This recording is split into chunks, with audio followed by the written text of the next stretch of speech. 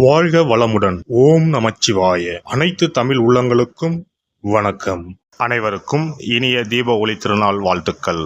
நவராத்திற்கு பிறகு சூரிய பகவான் கன்னிராசியில் இருந்து துலாம் ராசிக்கு பயிற்சியாக உள்ளார்.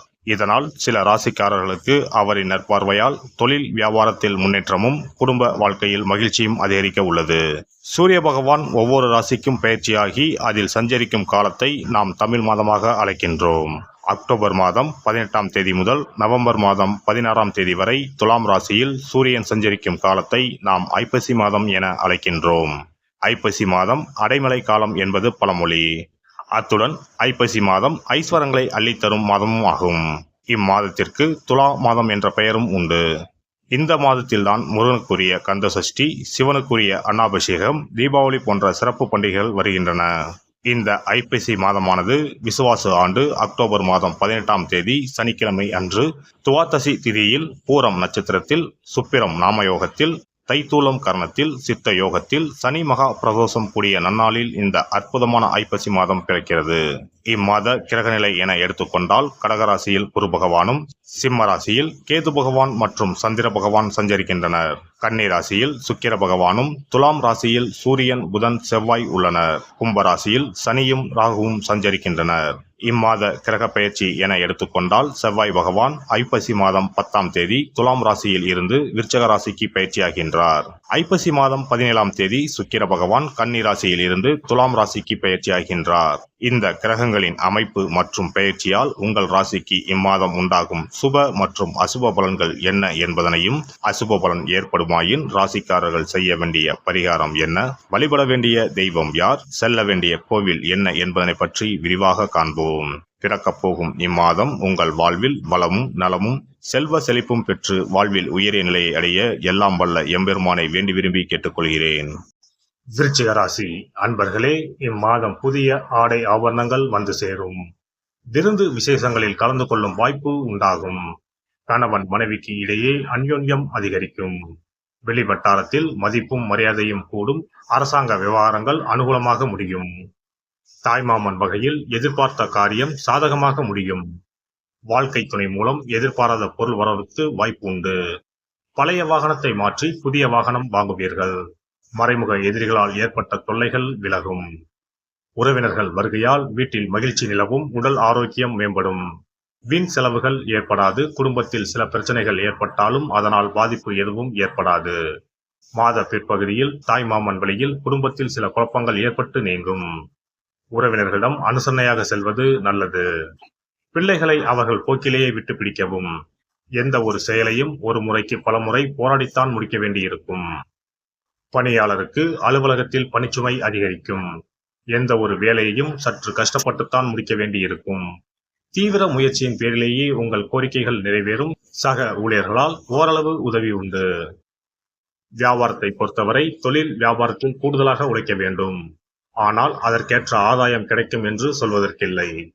பங்குதாரர்களின் ஆலோசனையின் காரணமாக வியாபாரத்தில் லாபம் கூடுதலாக கிடைக்கும். வியாபாரத்தை விரிவுபடுத்த வங்கி கடனுதவி கிடைக்கும். குடும்பத்தை நிர்வகிக்கும் பெண்களுக்கு மகிழ்ச்சி தரும் மாதமாகவே இருக்கும். குடும்ப பொறுப்புகளை நிறைவேற்றுவதில் சிரமம் எதுவும் இருக்காது. அக்கம் பக்கத்து வீடுகளில் உள்ளவர்கள் உதவிகரமாக இருப்பார்கள். அலுவலகத்துக்கு செல்லும் பெண்களுக்கு பணிகளில் கூடுதல் கவனம் தேவை.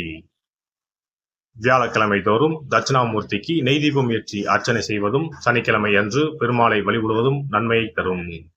ஒரு முறையாவது குல தெய்வத்தையும் இஷ்ட தெய்வத்தையும் ஒரே நாளில் சென்று தரிசித்து வாருங்கள்.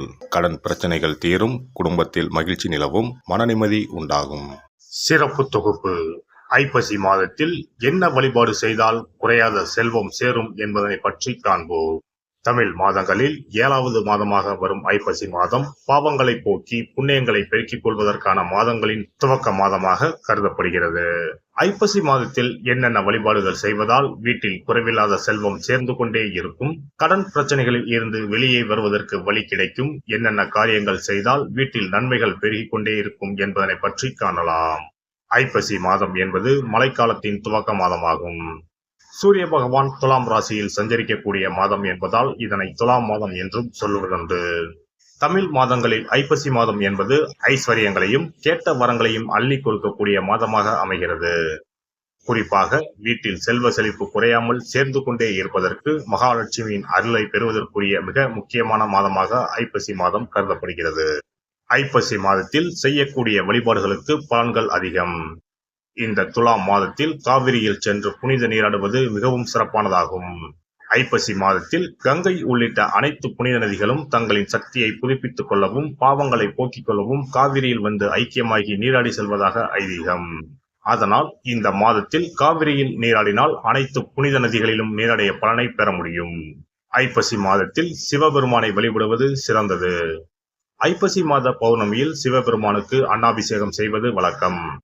இந்த மாதத்தில் அன்னாபிஷேகத்திற்கு தேவையான அரிசி, காய்கறிகள் போன்றவற்றை கோவிலுக்கு தானமாக கொடுப்பது நல்லது.